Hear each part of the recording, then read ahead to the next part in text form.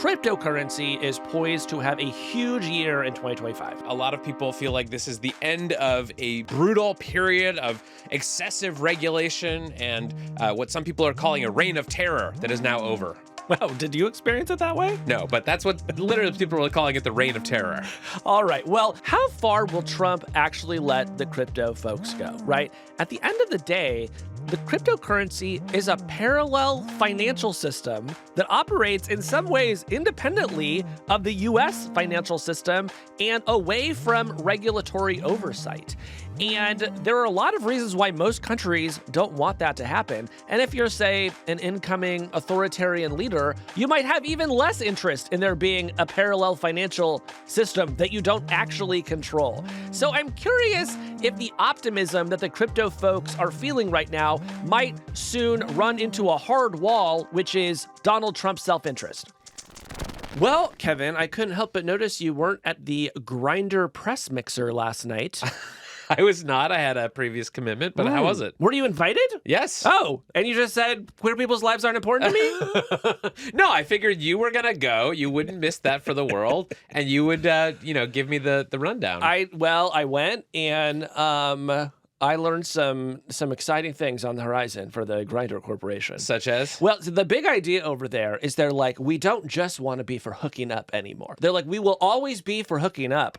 But, if you're queer and you're traveling around, we want you to open up Grindr and just be like, here is the coolest club in the city. And here is the most interesting thing that's happening right now. And here is maybe somebody who lives 50 miles away, but might actually be your future husband. And I just want to say, I don't think any of those things are going to happen. Have you ever met a gay man? These are not the questions they're asking when they're opening Grindr. But you know what? You got to have a dream. And this is why I love the tech industry, Kevin. You have to have dreams. Wait, so are they trying to branch out beyond queer people, or they are just trying to expand the menu of options available to queer people? First of all, I love that you are trying to make straight people on Grindr a thing. How dare you? Can we not just have one space to ourselves, okay? But no, they are not trying to bring the straight folks in. They are just trying to say, hooking up, it's a problem every app has. It's like you kind of saturate your first market, and then you're like, I'm a public company now. I have to show growth. What else can we do? What is the sort of next thing we can build? And the next thing you can build is usually something that is not as good as the first thing that you built. Yeah. So would you say they're trying to become more versatile? I would say they're still grinding.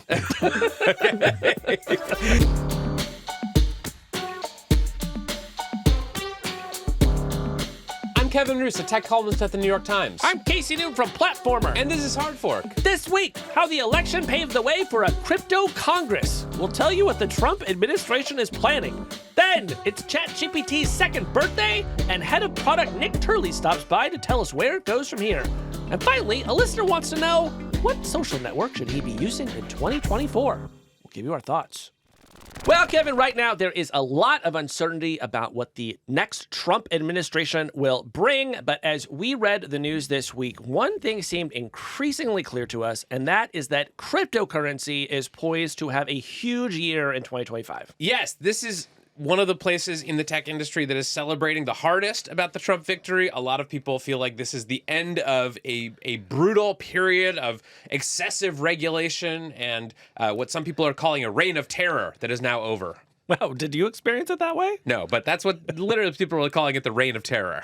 All right, well, let's talk about some of the things we've started to see as prospects were raised that maybe the reign of terror is over. What are some of the things we saw this week that made us say, oh, wow, crypto actually is one of the big stories coming out of this election? So the first thing was just that the prices of all the major tokens have risen precipitously and started rising on election night as it was clear that Trump was winning the election. Bitcoin in particular has hit a new all-time high on Wednesday when we're taping this. It's around $93,000. That's up from $62,000 a month ago. That is far higher than Bitcoin price has ever been. Yeah. Also, crypto executives seem to be lining up to speak with the Trump transition team. So a friend of the pod and New York Times reporter David Yaffe-Bellany reported this week that Brad Garlinghouse, the CEO of Ripple, a big crypto company, along with some executives at the crypto company Circle, had been in touch with people close to Trump and the transition team. And Coinbase CEO Brian Armstrong has also been trying to arrange a meeting with them. So a lot of people are trying to get in Trump's ear. Yeah, and it's not just that the prices of crypto assets are going up. These people also feel like they are making inroads to getting friendlier regulation, to getting more clarity around what the rules are for crypto. And they're also just having a lot of success at kind of the more conventional special interest stuff that the crypto industry has been doing. A lot of the candidates that their groups and super PACs have been supporting won elections and are now going to be in Congress. Yes, this is more of a crypto Congress, I think, than we have ever had.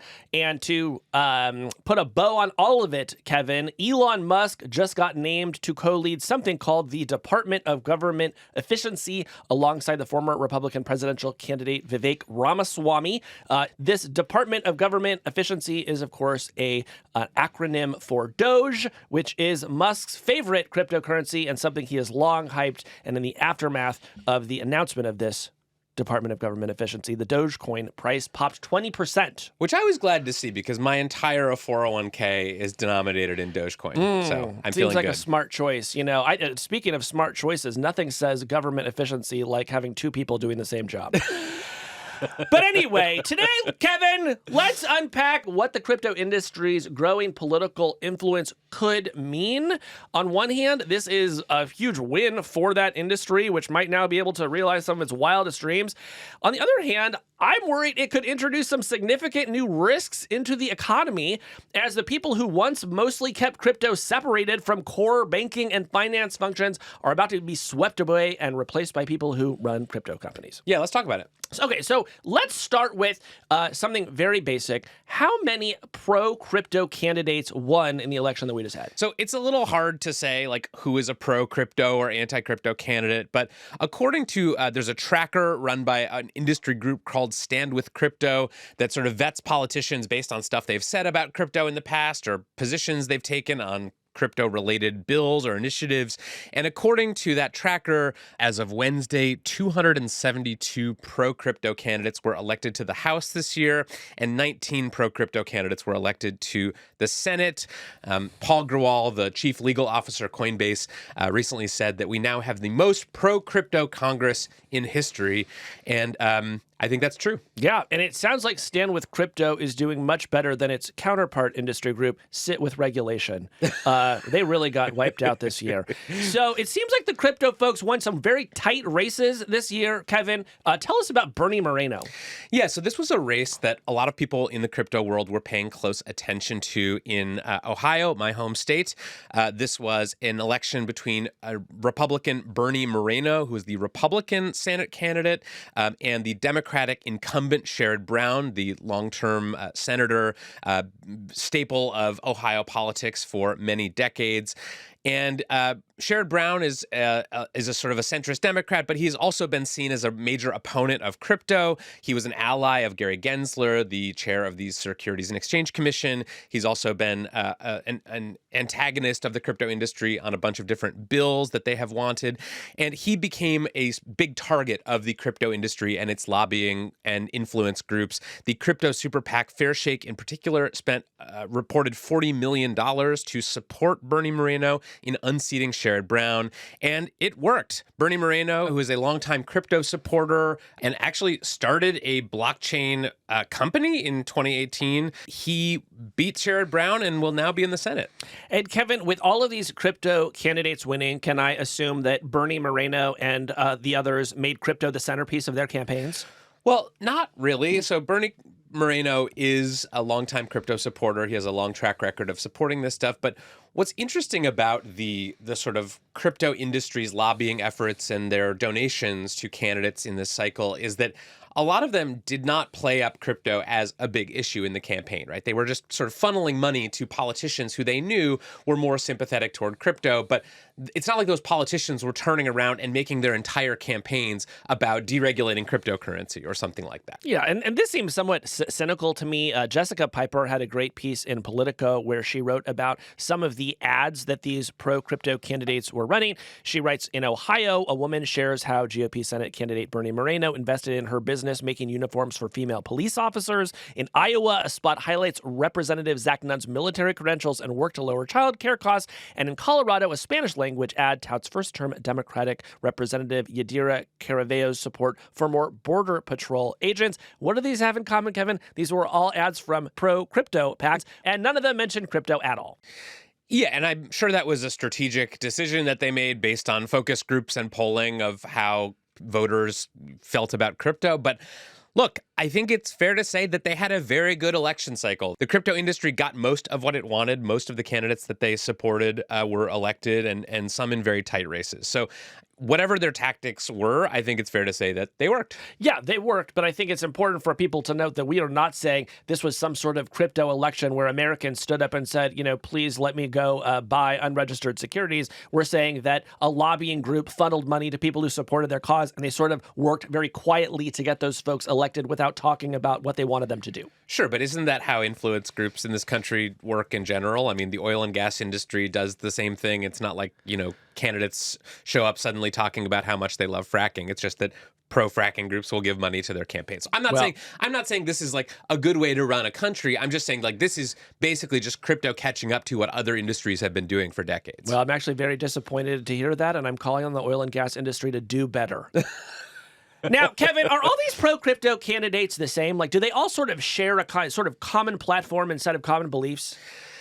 No, I mean, what they have in common is, in the crypto industry's eyes, a sort of track record of at least being open-minded about the possibility that crypto could be a kind of mainstream asset, that you could have Bitcoin as part of something like a strategic reserve, that you could have more clear guidelines that allow crypto companies to build stuff without worrying that the SEC is going to, sue them and try to put them out of business.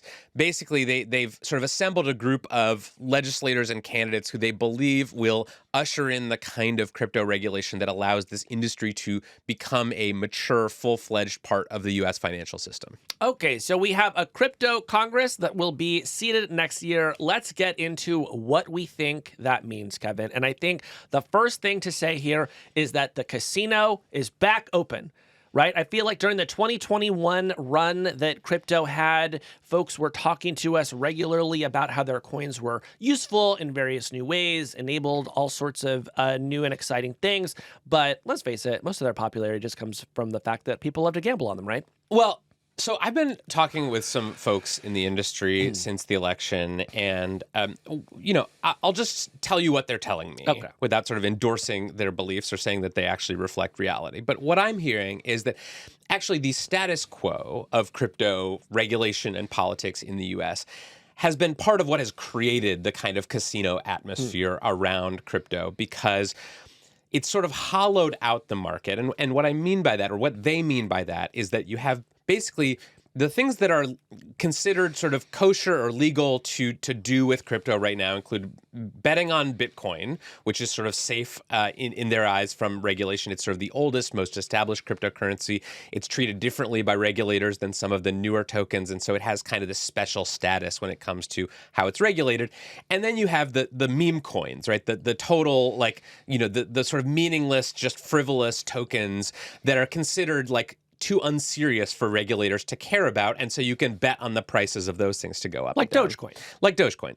But there's this kind of middle of the market that they see as being full of actual serious applications of cryptocurrency to things like real estate, to things like music royalties, these kind of things that you'll hear people in the crypto industry talk about as being part of DeFi or Web3, these sort of attempts to move more parts of economic activity onto crypto blockchains and have them work in that way. Right. So anything about which somebody might say, put it on the blockchain, you're saying is in this category.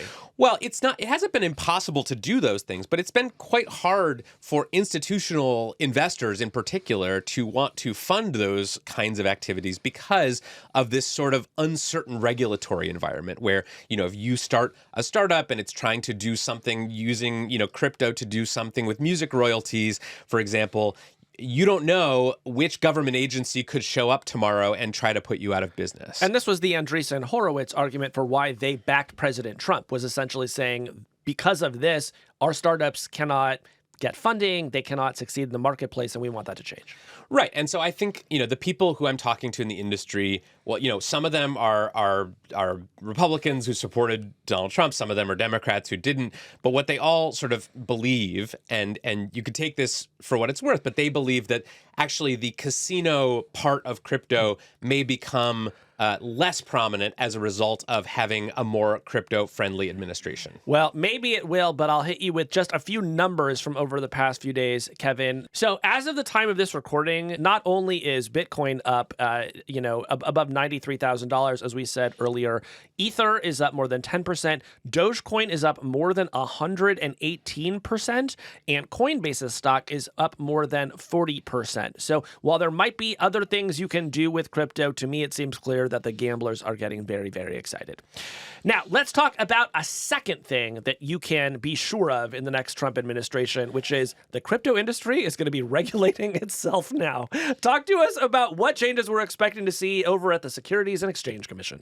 So again, I'll tell you what people that I talk to who are plugged in the crypto industry are expecting. This is sort of what I would consider the sort of consensus industry view is, look, the most obvious thing is Gary Gensler, the head of the SEC, will be gone. He is not expected to serve a day in the Trump administration. Wait, what if he puts out a statement later this week and he says, I love crypto now, and President Trump, he's got some good ideas. Yeah, I think it worked for Jeff Bezos. I think he should be polishing his resume. All I don't right. think there's any chance of that happening. And I think the person who will replace him will almost certainly be someone that the crypto industry knows and who they consider sort of a strategic ally. Some of the names that have been floated as potential replacements for Gary Gensler are people like Dan Gallagher, who's the chief legal officer for Robinhood, which is, of course, the big finance and crypto trading app. Chris Giancarlo, who's a former regulator who's served as an advisor to crypto companies.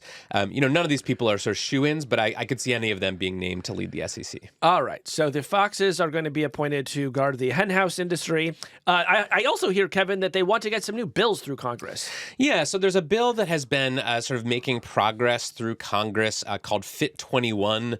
Fit 21 is sort of the crypto industry's attempt to create some of this regulatory clarity that they've been so desperate for. I have to say, it sounds like a diet that you would do before your wedding.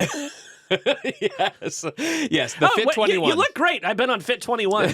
I'm sorry. Go ahead.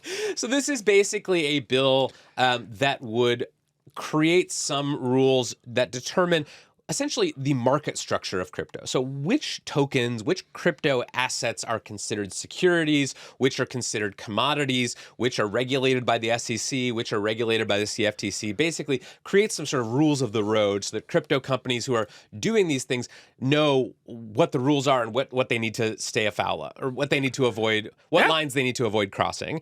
And that's sort of the crypto way of describing this bill. Another way of describing this bill would be that it is a wish list of all the stuff that the crypto industry has wanted. But interestingly, there's been some reporting in recent days from some crypto news outlets, including an outlet called Decrypt, that actually Fit 21 may not be ambitious enough for the current crypto industry because it was written during the Biden administration when this was sort of the crypto industry's kind of last-ditch attempt to kind of save itself from sort of being regulated out of business by creating this bill that, if it had passed, would sort of at least allow it to continue operating in some capacity. Now that Donald Trump has won the election, some crypto lobbyists are saying, wait a minute, we should go back to the drawing board and come up with a bill that actually includes all the stuff we want, and maybe we can get that passed. We should write a Fit 22 or even a Fit 23. Yes, exactly. So we can expect to see that moving through the next Congress. And then, Kevin, there's also this one other idea that I've heard floated that I have to ask you about. Who are these people who want the government to establish what they call a strategic Bitcoin reserve? Yeah, this is an idea that's been sort of a pipe dream of many crypto boosters for years, is that eventually cryptocurrency would become such a valued part of the financial system that countries, including the United States, would start stockpiling Bitcoin or some other cryptocurrency the way that we stockpile other global currencies as part of our strategic reserve. Or like gold. Yes, exactly. And, this has not happened in any major economies. El Salvador has started to establish a Bitcoin reserve. Kevin, it's not just El Salvador that's amassed a large store of Bitcoin. It's also Norway and Bhutan. So Oh. put some respect on their names. Okay. I didn't know that. But basically, the crypto industry thinks that this would be a huge win for crypto because for a couple reasons. One is obviously if the government is buying something and stockpiling it, it's not going to ban it, right? It sort of gives them some protection against some of the more extreme regulatory scenarios that they are afraid of. Right. Also, it's just a huge mark of validation, right? If the government thinks this has value, you should too, right? Right. It creates an additional layer of legitimacy that makes it easy for lots of investors to say, well, if the U.S. government is doing it, I guess we can do it too. Wow. Do you think that if we established a strategic national Bitcoin stockpile, America could become the next El Salvador?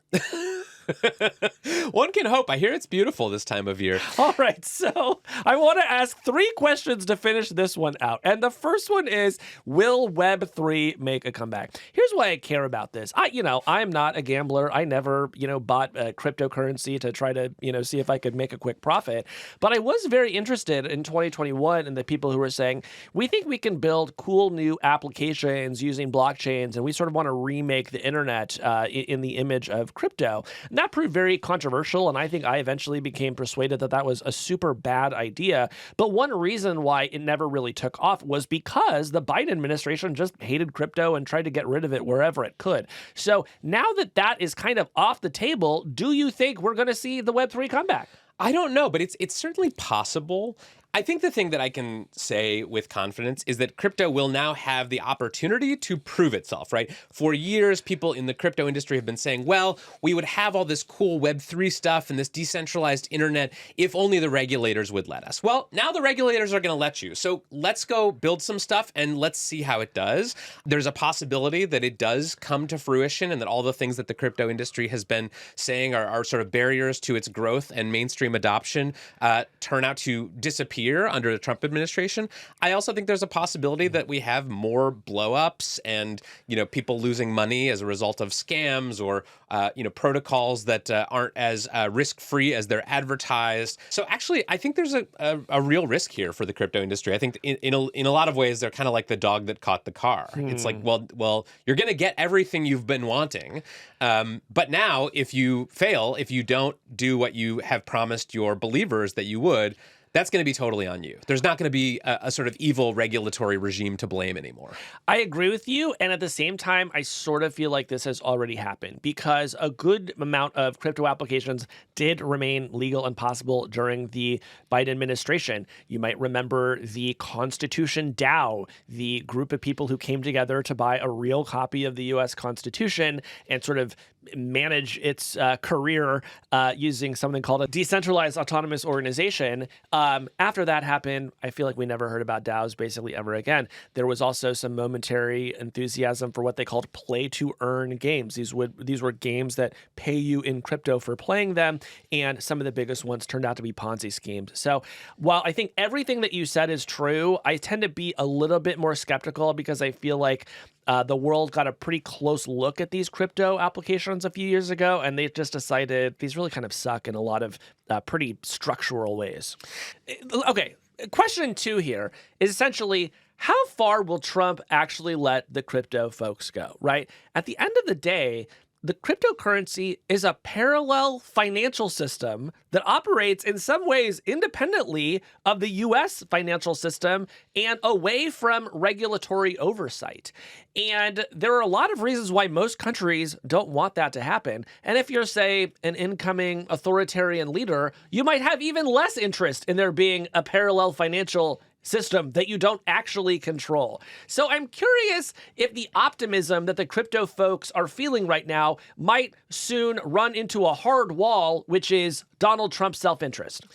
It's possible. Look, I don't think that Donald Trump is an erudite scholar of crypto market structure and economics. I think he's basically doing what the people around him want him to when it comes to crypto. But I think there's this tension, right? That crypto at its core is, was designed to sort of to not require the kind of centralization and the planned market structure that traditional financial instruments do. It was created to be an alternative to the financial system. And now it's possible that with the sort of loose regulation that the Trump administration is likely to put on it, that whole crypto economy just kind of merges with the conventional financial system and they become one and the same. And I think that would be a good thing for people who want to make lots of money doing crypto stuff and convincing mainstream investors to invest in it. But I think it also introduces a kind of risk to the whole crypto ecosystem. You know, we've seen crypto companies and projects blow up a lot in the past. And those have been big stories. We've talked about them on the show, but they have not sort of cascaded through the financial system in the way that, say, the 2008 financial crisis, the credit crisis at the big banks did. Right. But as these two economies sort of become interlaced and interwoven more and more, I think there's a real chance of contagion and of systemic risk in a way that they haven't been with these sort of earlier crises, which were much more cordoned off. Sure. So, I mean, you know, I have to say, Kevin, nothing I have seen so far makes me feel like the crypto industry is taking this seriously. And I was glad that the regulators that we still have today do take that seriously, right? I do think that there is a real systemic risk here that comes with intermingling the crypto system ever more with what I think of as the real U.S. financial system, right? As banks start to store more of these assets, as it becomes more of a tool in finance, if, as often happens in crypto, there is a sudden collapse in prices, we could find ourselves in these liquidity traps, you know, banks going under, retail investors losing their shirts, and who is going to be left to protect us, right? We're talking about moving out of the realm of, oh, well, you're kind of a, you know, odd and quirky person and you follow certain subreddits and so you have some Bitcoin and Ether, into, oh no, this is now just a tool that your bank uses and now your bank just went under. Yeah, I mean, I will say I am not as worried about you as I'm not as You're worried. not worried about me? I am not as worried about systemic risk as it sounds like you are, but there is something else that worries me, which is that I think we are rapidly turning into a nation of gamblers. You know, this is broader than crypto. Yes. This is also the story of, you know, the rise of legalized sports betting, of prediction markets, of all of these new ways that people have of doing what is essentially speculation or gambling. We just are starting to see that legalizing a whole bunch of forms of what are essentially gambling has not been an entirely net positive thing for society, and that some of the people that it may be the worst for are the people who can least afford to lose money. Well, now I feel bad about the way I wanted to end this segment, which was by asking you to make a bet. What's that? Will Sam Bankman-Fried be pardoned under the new Trump administration? I don't think so. He gave too much money to Democrats. I'm going to bet that he's the Secretary of the Treasury within 3 years. I'll take the other side of that. Okay. When we come back, ChatGPT product lead Nick Turley tells us why he talks to ChatGPT every day in his car.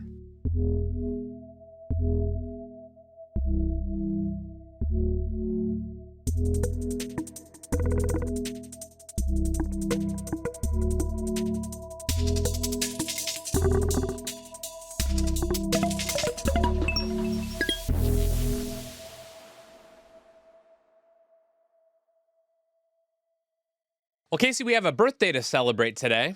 Oh my God, I'm sorry I didn't get you anything. It's not my birthday. It's ChatGPT's birthday. The popular app is 2 years old as of this month. And I would say it had a pretty eventful first 2 years of its life. Yeah, this was one of the biggest launches of a new piece of technology that we've seen in a long time. And I would argue is probably the biggest launch since we started this podcast. Oh, for sure. And not only is it big in our world, it is also big in the world at large. According to SimilarWeb, ChatGPT is now the 8th most visited website in the world. It has millions and millions of users, and it has even become a verb. In fact, I recently heard a college student say that they were going to chat something rather than Googling it. So this is clearly a profound and important product. Whatever you think of generative AI, it has already had a ton of implications for the tech industry and for people's lives around the world. But we haven't actually dug deep into the product in a while, and it has been changing a lot. So today, we've invited on Nick Turley. Nick Turley is the head of product at OpenAI for ChatGPT. He's been at the company since before ChatGPT launched, and he has a lot of interesting thoughts about how the product has evolved over the last 2 years and where it's going next. Let's bring him in. Before we do, we should make our traditional caveat every time we talk about this company. The New York Times is suing OpenAI and Microsoft for copyright infringement. Nick Turley, welcome to Hard Fork. Thanks for having me. So let's start by rewinding back 2 years to November of 2022. You're about to release this thing called ChatGPT into the world. What did you think was going to happen when it was released? Yeah, we'd been playing with ChatGPT internally. We had a version of it. We called it the Chat Playground, and none of us thought it would be a product. So we had very, very, tempered expectations toward this thing, and but we wanted to get it out. It was very important. I think we went it was a 10-day sprint from deciding to launch this externally to actually doing so. So everyone was pretty heads down. And the reason for that was that, we really wanted the learnings back when we came back from the holiday. If we'd known it was going to be a takeoff product in any way, we would certainly not have done it right before everyone was leaving to, go on break and see their families, et cetera. So what was the moment that you first realized, oh, wow, this thing seems to be resonating with people more than we'd expected? It was the next day because, this is probably a classic story for any product that takes off, but I thought the dashboard was broken because we'd taken sort of these over or under bets with the team that, how people would ever try it. I think the sort of outlier bet was 100,000 users would ever try it or something like that. And I was like, that's crazy. I'm from a small rural town or 30,000 person town in northern Germany. And I remember going home 2 weeks later. And normally it's a very serene environment where, that world doesn't interact with my Silicon Valley world and kind of like it that way. But this time, I remember the kids, the neighbor kids, were talking about ChatGPT already, and it was 2 weeks later, and it was unprompted. Like, I didn't even ask them. And I was like, wow, worlds colliding. This thing really is going around the world. So that's probably when I viscerally felt it, but I saw it in the data, like on day two. So I think, a lot of people that I talked to, they tried ChatGPT when it came out. It blew their minds. They tried a bunch of different prompts, and then maybe it sort of didn't work its way into their daily routine. Maybe their usage has sort of trailed off a little bit. If someone's last experience with ChatGPT was back in, call it late 2022, and they went back today and revisited it, what do you think the biggest differences they would notice are? Amazing. Yeah. If I think about some of the big things that have happened, GPT-4 was like the first big update we made to the product, right? And what users noticed was it's just much more creative. And it just feels smarter. And then there's all these capabilities that we built on top of GPT-4 because GPT-4 was so smart. So for the first time ever, it could browse the web. It could actually run code, which is not something that most consumers care about. But what that means for you as a user is that it can actually crunch numbers, which historically the first version was really bad at. It was bad at math, any type of analysis or calculation. It could suddenly do it because GPT-4 was smart enough to literally run very, very reliable code for you, which is a nice kind of connection of these, large language models with traditional computers. Later that year, we started venturing into multimodality, which is our term for giving it inputs other than text to play with. So it could start generating images. It could start viewing images. We launched our first voice mode, which allowed you to talk to the model. So I think year one was really the year of all these new capabilities that were unlocked by GPT-4 and related innovations. Year two was we kind of saw this interesting consolidation where all these new capabilities came into one model, which we call GPT-4o. And that model was itself, it was anything in, anything out. And the way that feels is that you could just talk to ChatGPT in an incredibly natural way. Like the new voice mode that we launched earlier this year, it's a completely different way of using ChatGPT because it's your companion. You can have a real conversation with this thing. And then most recently, and I think this is maybe the rawest form of ChatGPT or the rawest evolution is it started to reason for you, which basically means it thinks before it can speak or it thinks before speaking, which, we very much value in humans. It almost never happens on a podcast. But no, you get the raw chain of thought, as we call it, right? Yeah, that's right. There have been a few studies recently of these kind of large sets of transcripts from AI chatbots, including ChatGPT. Basically, researchers trying to figure out what are people actually using these things for. And it seems like these researchers are finding that the most popular use cases are, number one, doing homework. Number two, sexual role play, and then all the other use cases. Does that match your own understanding of how people are using ChatGPT? For us, the order, and obviously this varies about different products. For example, there's these like character products. ChatGPT is very much not that. It's I always describe our use cases as worky. They're not necessarily at work, though. I think we are in like 90% of Fortune 500 companies or something like that, something crazy. But it's worky stuff. It's like like I'm trying to get something done. So there's other products out there that will skew the distribution of use cases. For us, I think the ranking is question answering. That's how everyone gets started. I just ask, and that just got better with search. So I think seeing an increase in that. It's the most relatable use case for many people. Then writing, that both, can be like, hey, draft this tricky text that I don't know how to send, or, hey, I wrote this email, but, English is my second language. Can you please edit it? Then it's coding. We have a huge base of people doing technical things. That includes beginners who are learning how to program, and also, experts who are looking to debug what they're working on, or they're running something Excel and it's not working. And then it's a long tail of other things. Have there been any popular use cases that you didn't expect or that really surprised you? So many. Cooking was a really interesting one because I got into cooking just as, ChatGPT was happening too. And I was like, this is amazing that you can just like sub out, oh, I'm missing this ingredient. And it'll just like slightly modify the recipe for you in a way that, I probably would have called my parents. I still do, but I don't have to bug them anymore. A lot of people use it as kind of a coach or self-improvement tool. This has been really striking to me, actually. Like, I don't know if you guys have seen these trends of like, what's this one piece of advice you'd give me based on all my interactions, or give me an image that represents our life or my life or something.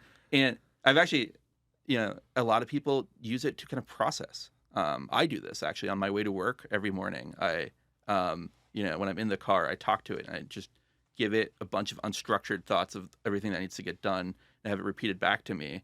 So it's almost having this like kind of second brain or coach thing that surprised me, both in my own usage and what I've been seeing with other people, because it's really kind of helping people be a better version of themselves. And I think say more about what you get back out of that. It sort of like distills everything that you've told. I mean, are you doing that because you sort of want to get like a to-do list, or like what is it giving you? Kind of. I wanted to sort of help me structure my own thoughts.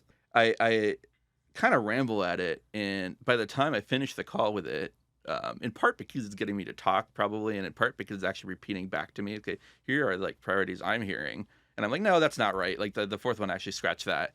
I have this like ready to go list of what my day is going to look like. So I think it's some combination of getting me to talk and some and actually, producing a tight list of stuff to do. Yeah. So I have been talked about this a few times, but over the past month, I have been meditating more, and I have been chatting with a chatbot, and it has been coaching me, and it is incredible. It is this journal that talks back to me now. So it's not just me like processing my own thoughts. It is something that has a vast body of knowledge about this very particular subject, and it's able to say, here are some new things that you can try. So this is something that I feel like most people have not caught on to yet, but more people should try. Yeah. I want to talk a little bit about the trajectory here. You've sort of described over the past couple of years how ChatGPT has grown more capable. It can work in different modalities. But give us a sense of where all of this is going. Will ChatGPT always be a box we type into, or where do you think it will be in 2 years from now, let's say? Yeah. First of all, what I'm about to say, I say it with a lot of humility because I hope, the also story... rare for a podcast, by the way, but go on. Rare for a podcast. Yeah. I've been so wrong, and I tend to underestimate how quickly things are moving, even myself. I think there's going to be a few evolutions. The first one, we really saw, the last couple of years, it's been an era of asking questions to the AI, and you can ask increasingly, interesting questions, get increasingly better answers. You can ask them in new ways, including voice, including with vision. You can get different types of answers, including images and including voice itself, right? But fundamentally, it's been this interaction paradigm where I'm asking and I'm getting something back. But when I look at where the technology is going, we have really, really smart models now.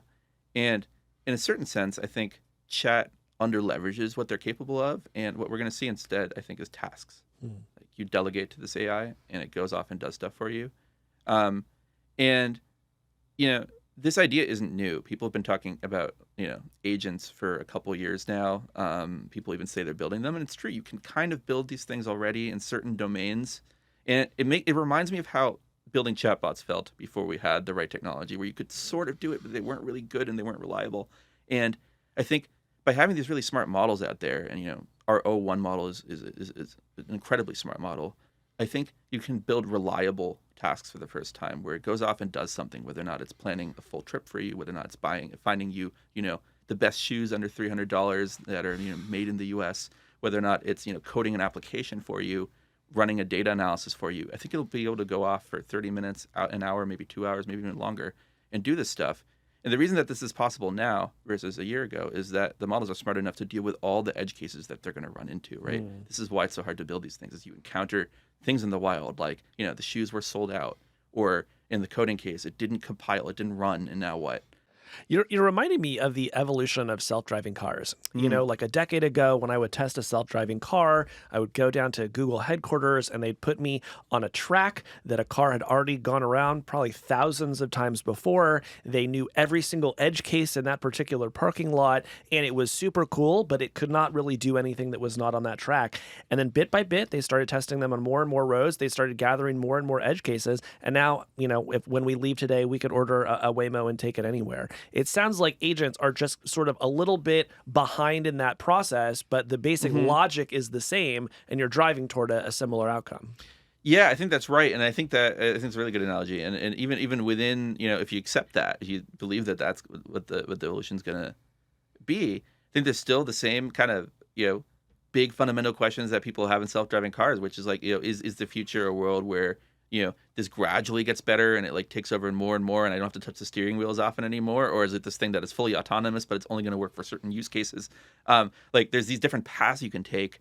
And we're trying to figure out too, what is the right path, because, we want the human to be in control. We want these things to be reliable and useful and safe. And I think you're going to have the same questions that you have in self-driving in terms of how to actually get there. But I think the end state is very, very apparent, at least to me. And I think many people working on this stuff, the question is how fast and what's the path? Yeah. We talk to a lot of educators, teachers, people who are excited about tools like ChatGPT, but also a lot of people who are worried about them. This was obviously a major early use case of ChatGPT, was students using this to write their essays, do their problem sets, do their homework. So I want to ask you about that, but in particular, I want to ask you that the Wall Street Journal reported earlier this year that OpenAI had developed a tool internally for watermarking text, basically a system where you could take a piece of text and tell with something like 99.9% accuracy whether it had been written by ChatGPT. The journal reported that had not been rolled out after a lot of internal debate. Can you tell us more about that watermarking tool and why you haven't rolled it out? I'm very much not the expert on this area. We have done research on this on this stuff. In the case of images, we rolled out ways to detect whether or not images came from DALL-E, and it remains an area of research. The thing that I will say, some of the considerations that go into stuff like this are, on the one hand, you want to be able to tell if people used AI. On the other hand, there are many legitimate use cases. Maybe you're using your English is your second language and you use it to edit your cover letter, in which case you maybe wouldn't want people to know that you use ChatGPT. I'm personally not sure, both about how good the detection tools can get and about what the right thing to do is in terms of who gets access to detection tools, etc. But it's something we research, and I'm on the product side and therefore don't know the latest. Do you, I guess, just without getting into the specifics of that watermarking tool, do you feel like ChatGPT has any sort of responsibility to the people who use it and the people who may be trying to pass off AI-generated work as original work, given that this has become a big use case of the product? Yeah. First of all, we feel a tremendous amount of responsibility to our users, our non-users, broader world in the ecosystem, right? Everyone is affected by this technology. And we've generally found that the best thing we can do, given that this technology will evolve with us or without us, is to release it iteratively to the world and to start the right conversations and to be as gradual and thoughtful as we can in the way that we introduce this stuff. I very much believe that this technology is a tool for people, right? We need to put people in control about how they want to use this stuff. That is true if you're using it for art. It's a tool for an artist. It's not an artist. And that's, it's the same thing when you're writing it, when you're writing stuff. This is not anything other than a calculator for words. And that is how I think we should treat it, which means that the onus should be on the people using the technology. in the same way that we've treated any other tool. So the other thing that we'll hear from educators often is not specifically about cheating. I think a lot of schools are starting to move past the kind of panic that ChatGPT is just going to lead to an outbreak of cheating and plagiarism. But there are some longer term concerns that people have about the fact that students may be using this kind of technology to short circuit their thinking process. That if you have a chatbot that can teach you everything you need to know about Chaucer, you don't have to do the work of thinking through it yourself. Is that concerning to you? Yeah. First of all, it's something that absolutely concerns me. It's something I think about a lot. The way it makes me feel is I was in I think middle school when Wikipedia came out, and it was a shock to our teachers, far smaller of a shock than I think ChatGPT, the grand scheme of things. But there was a lot of conversation about, is going to the library dead? Are people going to lose their research skills? This is not a legitimate source. We ought to teach people the right way to do this. And I think the forward-looking teachers at the time, they were starting to bring Wikipedia into the classroom as a way of discussing what does it mean for a source to be reliable? Let's look at Wikipedia. Now let's look at a reliable source. Let's find the gap.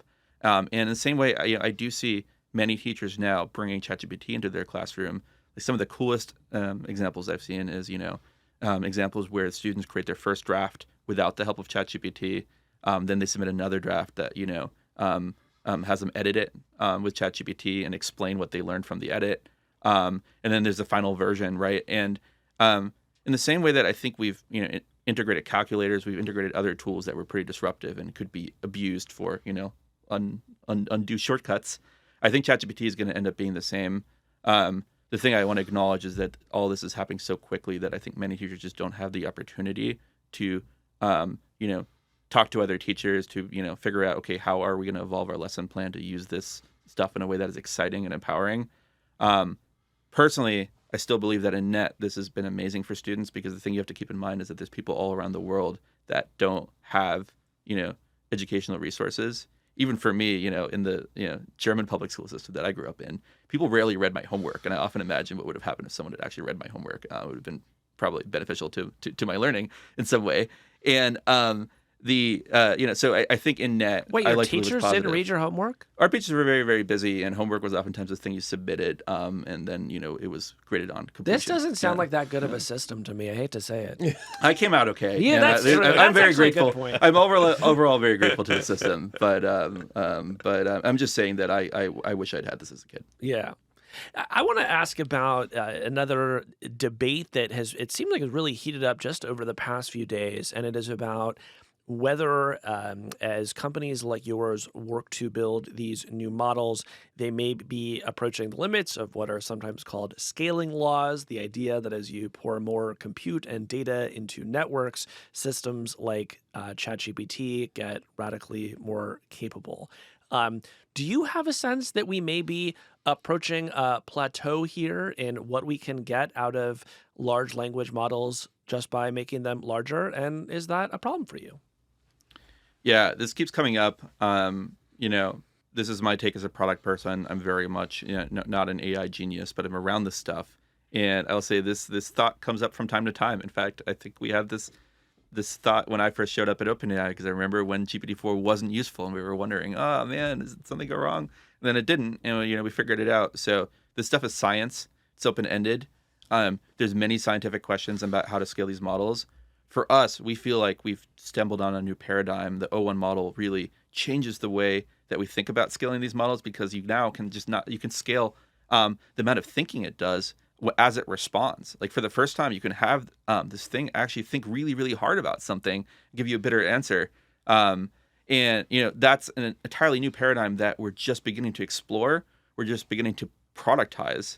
And we're just beginning to scale up. So I'm actually very excited about where we are. So is the basic idea that even if this one technique that had been the main technique for making large language models more capable over the past few years starts to slow in terms of the rate of improvement, you also have developed many other techniques for getting more out of these models that you are actually just starting to explore? That's right. We're really at the beginning of the reasoning era. not the end. And there's so much to explore there. On the reasoning point, Yeah. can you give some ideas for, let's say, 2 writers for what they should actually be doing with this model? Because I have not been able to figure out anything to have the reasoning model do that I can't already get from the normal model. Is it just none of my business, Nick? No, it's everyone's business. Oh, okay. It's everyone's business. This gets back to the same problem that we had when we first launched ChatGPT, where like nobody knows what it's really capable of, and we have to find out together. I say this in all earnestness. We do so much before we launch these models now. We red team them, we show it to experts. It's becoming a exploratory exercise for many of us to figure out what this stuff is capable of.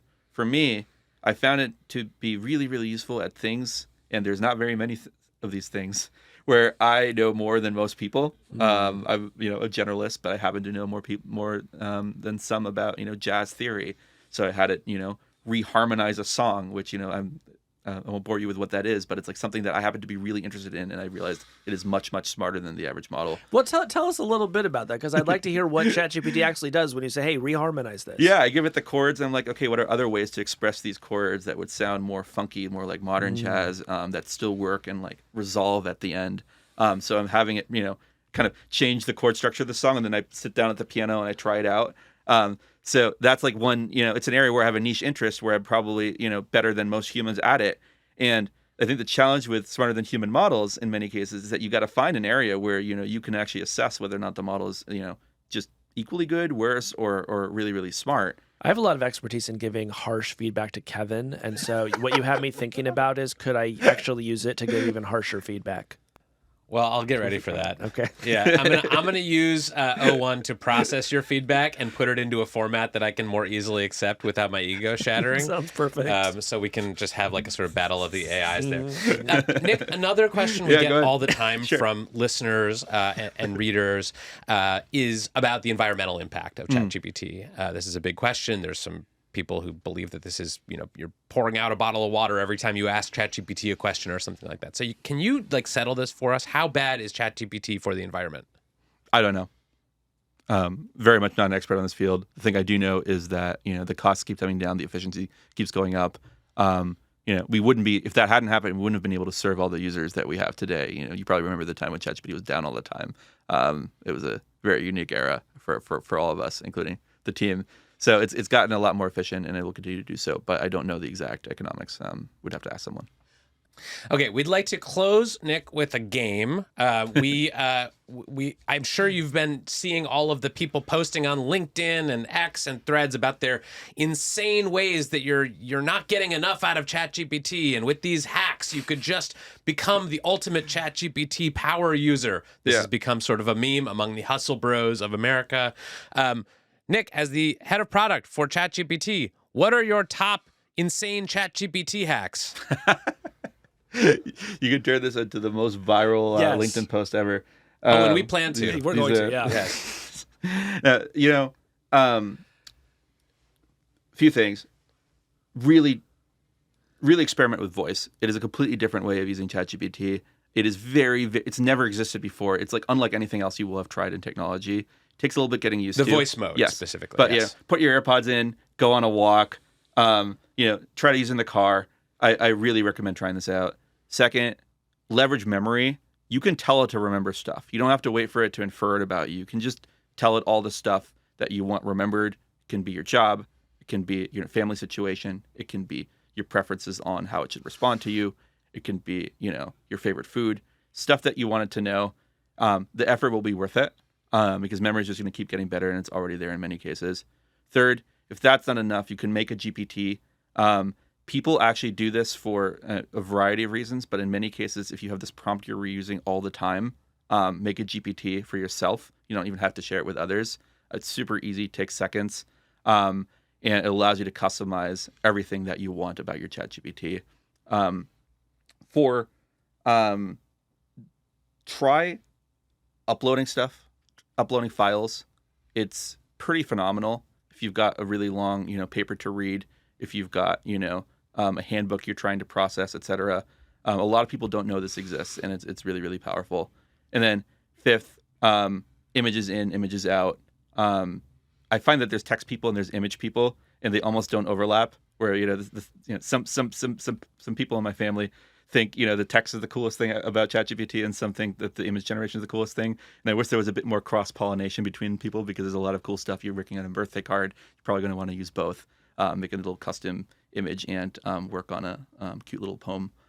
So you can combine all these things in a way that I think most people don't understand. So those are a few. I don't think any of those are rocket science. I'm learning as much as you all are from observing what people do in the wild. So I always click on these posts. They get me every time. And sometimes I do learn something new. All right. Well, Nick, thanks so much for coming Cool. by. Thanks, Thanks Nick. for having me. Thanks. Bye. When we come back, we swoop into action to help a listener. Don't say we never did anything for you. And so, ladies and gentlemen, with a great deal of pride and pleasure, I present to you Electro, the Westinghouse Moto Man. All right, now, Electro, I know you enjoy these, and I'm really going to try to give you a nice pleasure out of these. So here you are. You got that? Now, hold on to it. You may now smoke this cigarette. Go on. Oh, yes, Electro, you do need a light, too, don't you? All right, here you are.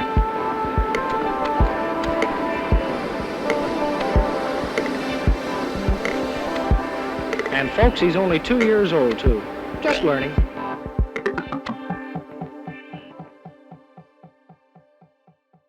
Well, Kevin, when you and I had the idea for this show, we had one simple idea, which was to create parasocial relationships with hundreds of thousands of people and then monetize those. Is that what we decided? But somewhere along the way, we had a second idea, which is what if we could help people?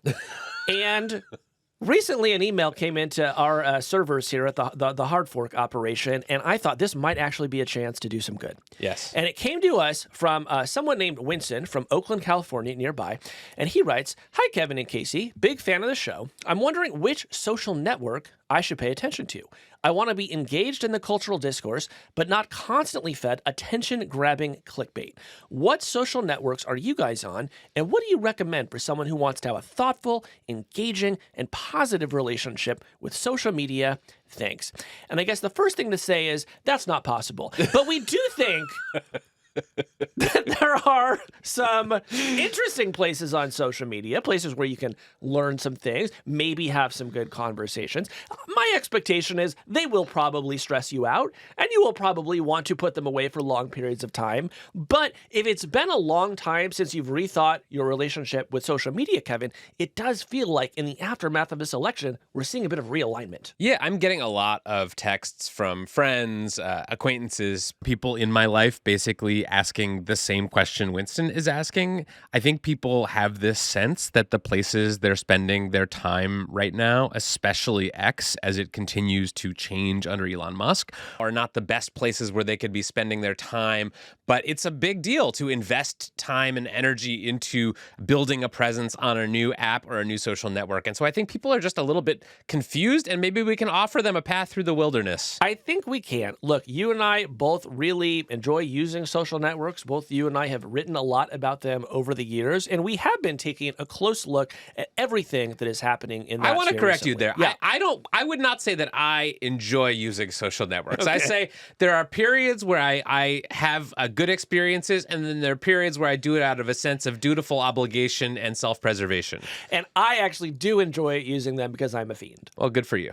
So with that in mind, let us take a stroll through the current state of the art, Kevin. And I think we should focus in particular on the text-based social platforms, because this is where we're seeing the most change to the social media landscape. These are the platforms that people might be least familiar with and that are still changing a lot day to day as they build out their user bases and figure out their cultural footing. And here's how we're going to do it. We're going to tell you a little bit about the network, who's on it, what the vibe is there, and some reasons why you might want to check it out. Yeah, we're not going to tell you which ones you should be on because that's a personal decision. We'll give you sort of a lay of the land, and you can make your own decisions. All right, well, let's dive right into it. And let's maybe start with Threads, Kevin. So Adam Mosseri, who runs both Instagram and Threads, announced earlier this month that Threads had crossed 275 million monthly active users. That is up from 200 million in August. And Mark Zuckerberg says they're signing up 1 million people a day. So this is a place where, frankly, I have been spending most of my time in social networking, and I would love to tell you a couple things about it. Yeah, so tell us about Threads. So let's talk about who is there. You will find stars like Simone Biles and Sarah Jessica Parker. Sarah Jessica Parker? Did I say Sarah Jessica Parker? You sure did. I like that so much. That's what I'm going to call her now. Sarah Jessica Parker? Yes. So you'll find stars like Simone Biles and Sarah Jessica Parker. You'll find a lot of folks who have big followings on Instagram who want to give more text-based social networking a shot, so the sort of creators and influencers. You will find a lot of reporters there. It's kind of how I follow the tech news day to day and see what the conversations are about it. And you'll also see a huge international community from countries including Brazil, Indonesia, and Vietnam. But that's who's on Threads. Yeah, and what would you say the vibe of Threads is for someone who has not spent a lot of time there? So I think it is candidly still trying to find its vibe.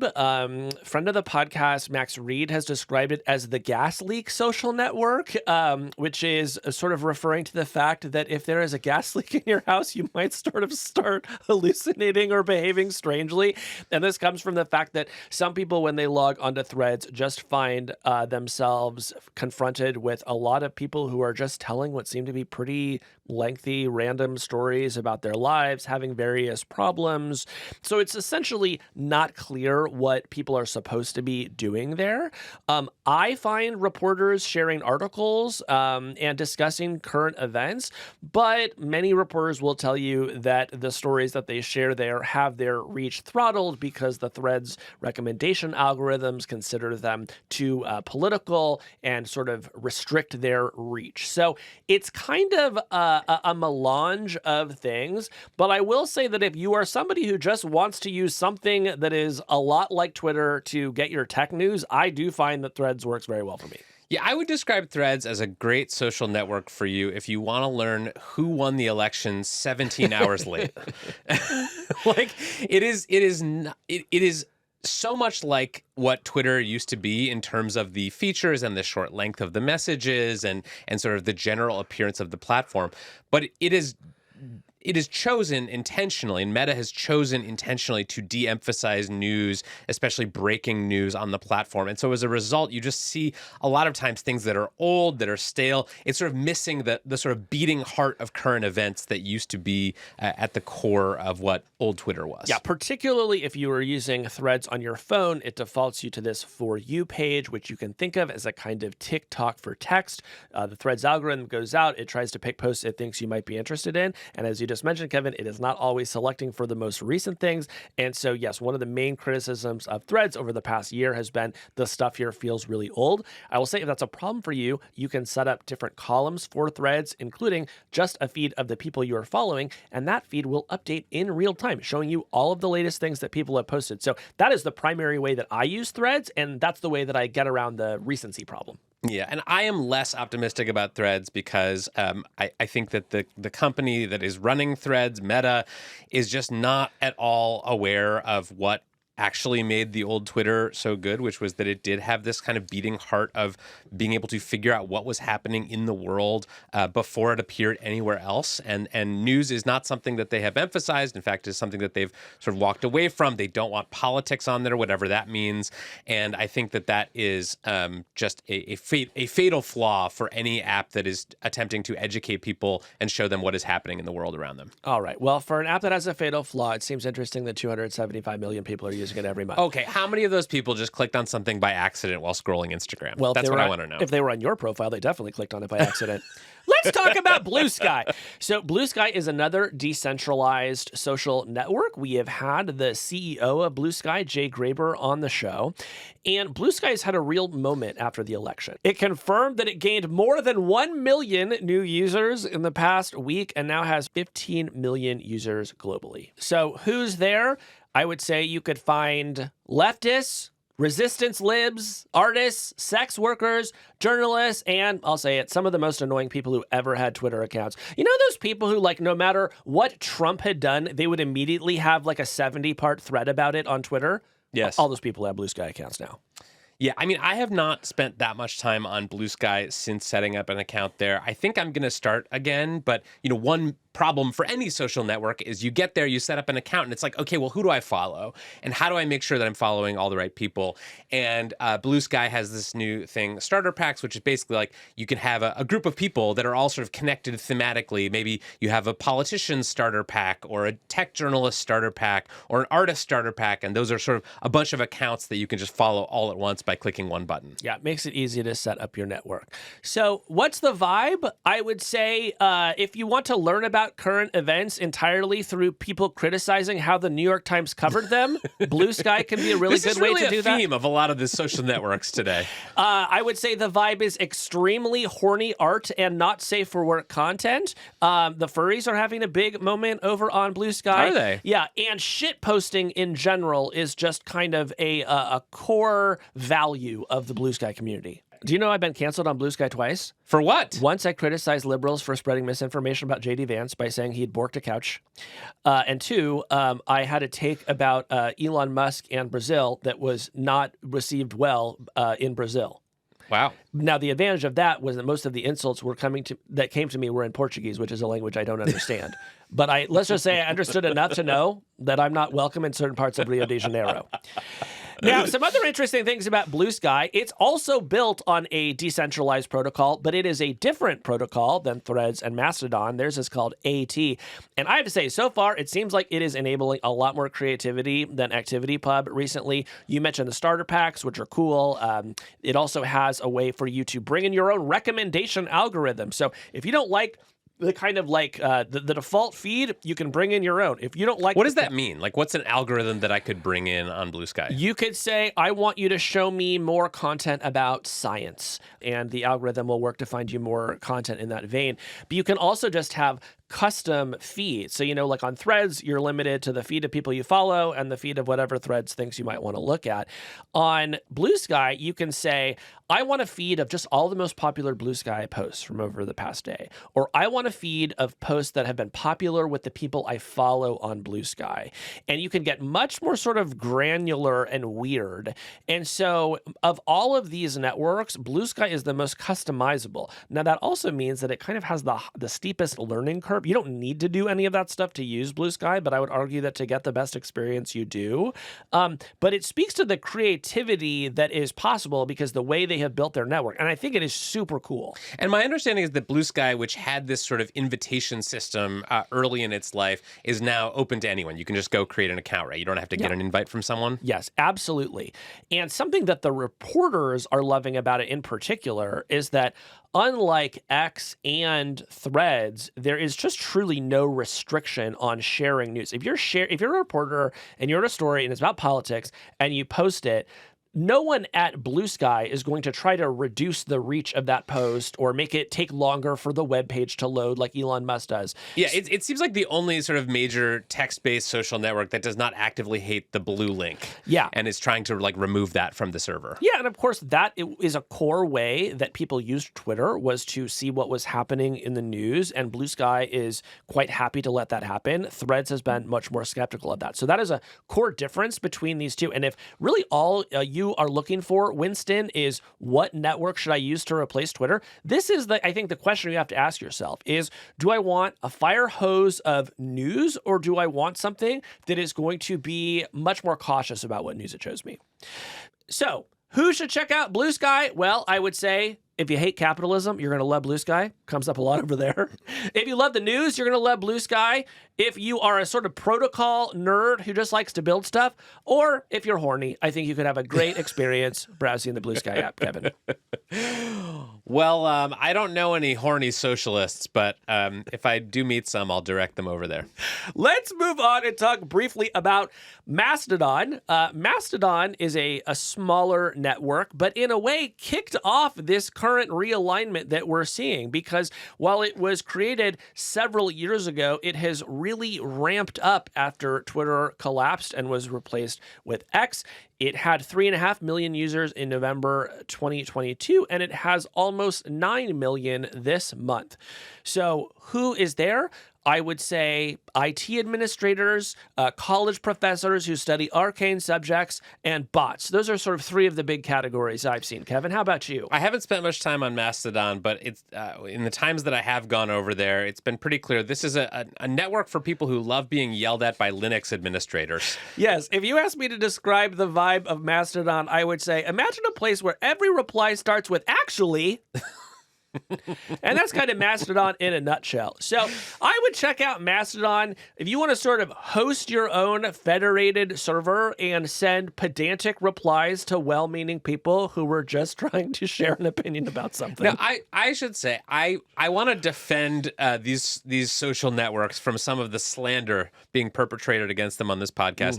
I think all of these networks have pockets of good in them, right? Like it is possible to tweak your feed, to tweak your following list, to really spend the time setting yourself up on these networks so that you're seeing more of what you want and less of what you don't want. But that is true of any social network. You're saying that my experience is not representative of all other people's experience? That is what I'm saying. That's highly offensive to me. Now, let's talk about the one other text-based network that some people might be considering, Kevin, and that is, of course, X, formerly Twitter. Yes. Yeah. So who's still there? the biggest, by the way. But who is there? Well, there are a few folks. For example, Elon Musk. People who love Elon Musk, people who worship Elon Musk, and people who work for Elon Musk or hope to work for Elon Musk someday. And in addition to that, there are some reporters. There's a lot more happening on What X else than is this. happening? So, for example, all of AI Twitter or That's AI true. X is still there. It's still a very robust and popular sub-community. There are also lots of other groups of hobbyists and people working in specialized fields who are on X. So I know that you are grinding an X here, and that's fine. I'm But grinding an X here. But I also want to say, like, one of the narratives that a lot of people, I think, have been wishfully hoping would come true is that X is a dying ghost town. And I think we have seen just how untrue that is. It may be changing, it may be morphing. You certainly see more right-wing political content on there than you would have in the old days of Twitter. But I think this sort of wishful thinking among especially many liberals that X is dying off or would no longer be relevant very soon, we have just not seen a lot of evidence for Well, that. I think it is dying. I don't think it's a ghost town yet, but I think it is well on its way. So what is the vibe on X these days? I would say it's kind of gloating about the election results. So if you want to read a bunch of posts by people who are excited about everything that is about to happen in America, this is a great time to check out X. We get it. All right. Oh, well, no, I have one more question for you, Casey, which is like there's been a lot of speculation about what X will become during the Trump administration, whether it just sort of becomes the sort of unofficial media arm of the Trump government, whether it sort of draws back toward the center now that Elon Musk has accomplished his goal of getting Donald Trump elected. Like, what do you think the future of X looks like under the Trump administration? You know, I read a great post that sort of made a prediction about this on Bluesky today, Kevin, and it reads like this. This is from Lauren at rotating-sandwiches.com. Another cool thing about Bluesky, you can bring your own custom domain into it. So anyway, Lauren says, one day you're going to see Elon posting, "We just cut $200 million going to bull weevil outbreak prevention," to cry laugh emojis. And then a couple months later, the entire Midwest will be decimated by the first mass bull weevil outbreak since 1884. So that's what I think you can expect from X. There's going to be a lot of pronouncements from Elon about how he and his cronies are reshaping the federal government. I think it's going to feel like state media. It's going to be a sort of 24/7 Trump rally. And yeah, that's kind of what I expect. What do you think?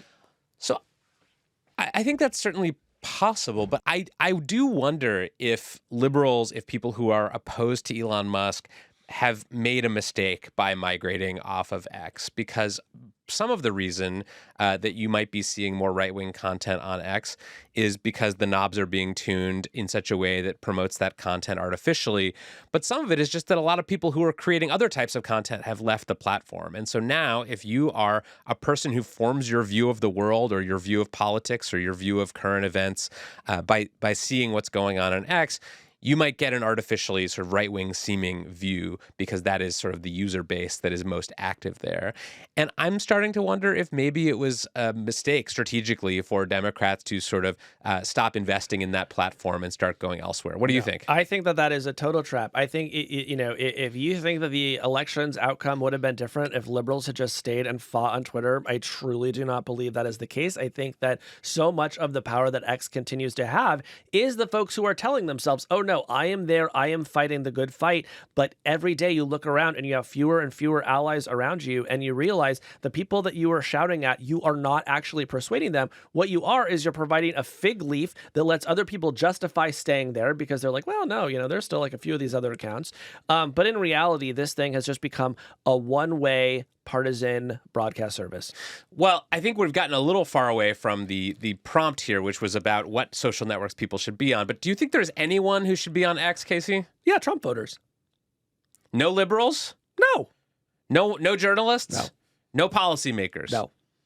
What about people who just have a sort of an interest in knowing what the people with Donald Trump's ear are thinking and saying? Yeah, that's actually why I still have an account, just to log in and see. Yeah. If you want to see what other people are saying, that's fine. I don't know what your expected value would be from participating in Twitter at this moment in 2024. So, Winston, we hope that helped you think through. No, that absolutely did not help Why Winston. was that not helpful? We just gave Winston a laundry list of the pros and cons and jokes about various social media apps. But I want to actually try in earnest to answer the question that we received from our dear listener here. Yeah. Which is like, without knowing more about Winston and what he uses social media for and is trying to get out of a social media experience, it is hard to say with any precision which social network or social networks Winston should be using. But say that you are just an average consumer of social media.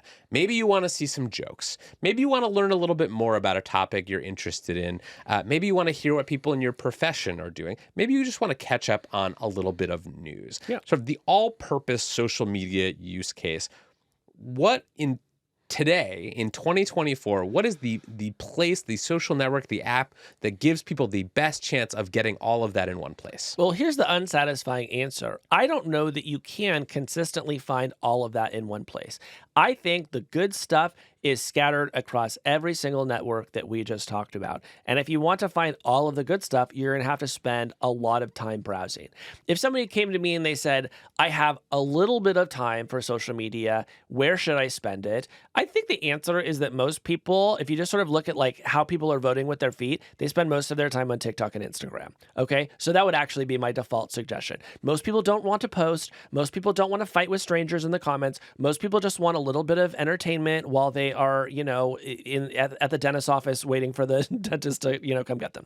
So that's sort of what I would say. But I think the hard fork listener, Kevin, is a little bit more sophisticated and a little bit more refined. I think they are very interested in the future. They want to see the debates that people are having about AI, about what stories are in the news right now. What is the conversation around those stories right now? And if you are one of those kinds of people, I would say get on Threads, get on Bluesky, and see which one you like better. But you will probably wind up having a pretty decent experience either way. Yeah. I'm hungry for like something that just right now I feel like I spend about 10% of my day just like shuttling between various apps. The thing that I actually want is the one app to unite them all, right? The thing that will sort of use AI or something to sort of pick out the best 5% of posts from Threads, from Bluesky, from X, from Instagram, and show them all to me on one beautiful interface. And how likely, Casey, would you say it is that something like that will be developed? Well, this actually is one of the cool things about these decentralized federated networks is that you can download a Mastodon client and use it to browse Threads. At the moment, the activity pub protocol that Mastodon is based on is not compatible with the AT protocol that Bluesky runs on, but people are talking about potentially building a bridge that would let those two protocols speak together.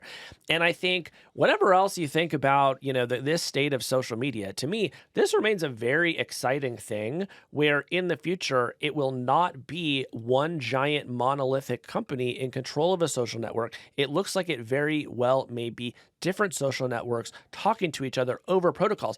And if and when that comes to pass, you will be able to read Threads and Bluesky in the same place, and that could actually be pretty cool. Yes. Yeah. So, Winston, we hope that helped. And if it didn't, well, it was free advice. You get what you paid for. You paid for. You get what you paid for. Yep. Before we go, we have a request for you, our YouTube viewers. We want to learn more about you. We want to understand more about who is watching and listening to this show. We want to know what you like about the show, what you think could be better. Maybe you think we should get a new co-host to replace Casey. That would be useful feedback. And we have developed a survey to try to understand more about who is listening and what they want out of the show. So if you wouldn't mind taking a few minutes, it's a short, simple survey. It would really help us out, and we would really appreciate it. There will be a link to a survey right below the video. Yeah, and guys, if you don't fill out this survey, we might have to release a subscription wallpaper app. You don't want that. You don't want that. It's going to be so expensive. We might have to speed in a children's zone.